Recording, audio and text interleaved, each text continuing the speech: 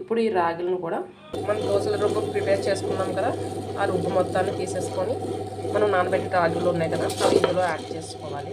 మెత్తగా నలిపేసుకోవాలి మొత్తం. రాగిని కూడా మొత్తం నలిగిపోయింది. ఇలా ఉంటే తీసుకుని దీన్ని మనం మూత పెట్టేసుకొని ఓవర్ నైట్ మొత్తం ఉంచుకోవాలి. మార్నింగే ఇడ్లీ పెట్టుకుంటే చాలా ఫ్లఫీగా వస్తాయి. ఇడ్లీ మొత్తం చాలా బాగుంటాయి. చూసారు కదా, నేను నైట్ దోశల రుబ్బుతోనే ఇడ్లీ కూడా చేసుకోవచ్చని చెప్పాను కదా, అదే బ్యాటర్ ఇది. చూడండి ఎంత బాగా పైకి పొంగిందో. చూసారు కదా, ఇప్పుడు ఇందులోనే కొద్దిగా సాల్ట్ యాడ్ చేసుకోవాలి. సాల్ట్ యాడ్ చేసుకున్నాం కదా, దాన్ని బాగా మిక్స్ చేసుకోండి కదా. ఇప్పుడు ఇందులో నేను కొద్దిగా వాటర్ యాడ్ చేస్తున్నాను. బాగా మిక్స్ చేసుకున్నాం కదా, ఒక సైడ్ పెట్టుకుందాము. ఇప్పుడు ఇడ్లీ ప్లేట్లు ఉంటాయి కదా, దీనికి మనం నెయ్యి కానీ ఆయిల్ కానీ అప్లై చేసుకోవాలి. నేను నెయ్యి అప్లై చేస్తున్నాను. కొద్దిగా అప్లై చేసుకోవడమే.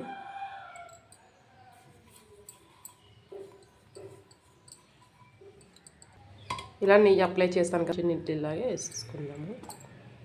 నెయ్యి ఎందుకు అప్లై చేయమంటున్నానంటే రాగి పిండితో ఎప్పుడు నెయ్యి అప్లై చేసుకుంటే స్మెల్ బాగుంటుంది, అలాగే టేస్ట్ కూడా బాగుంటుంది. 2 ఇడ్లీ తినే దగ్గర 4-5 ఇడ్లీ తినేస్తారు, అంత పోవాలి. మనం ముందుగా స్టవ్ ఆన్ చేసుకొని ఒక బాండీలోని వాటర్ యాడ్ చేసుకోవాలి. కొద్దిగా మరిగిపోయాయి కదా, ఇప్పుడు మనం ఈ ఇడ్లీ ప్లేట్ మొత్తాన్ని ఇందులో పెట్టేసుకోవాలి.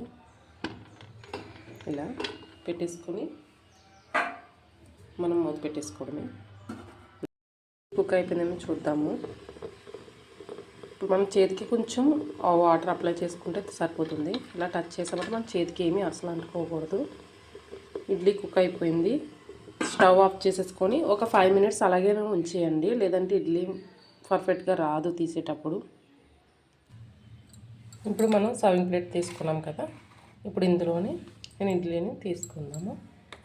స్పూన్తో నీట్గా వస్తుంది. చూడండి ఎంత ఫ్లఫీగా వచ్చిందో. ఇలా మొత్తం అన్నీ తీసేసుకుందాం. ఎలా వచ్చిందో. ఇది మనం దోశల బ్యాటర్తోనే చేశాను, కానీ ఇడ్లీ రవ్వలాగే ఉంటుంది లోపలంతా. చూడండి చాలా బాగుంటుంది. డెఫినెట్గా ట్రై చేయండి. దీని కాంబినేషన్ కొబ్బరి చట్నీ అండ్ పల్లీ చట్నీ చేశాను. మీరు దేంతో ఇష్టపడితే దాంతో తినండి. చాలా అంటే చాలా బాగుంటుంది. మీకు ఈ వీడియో నచ్చినట్టయితే లైక్ చేయండి, షేర్ చేయండి, సబ్స్క్రైబ్ చేయడం మాత్రం మర్చిపోకండి. Please subscribe.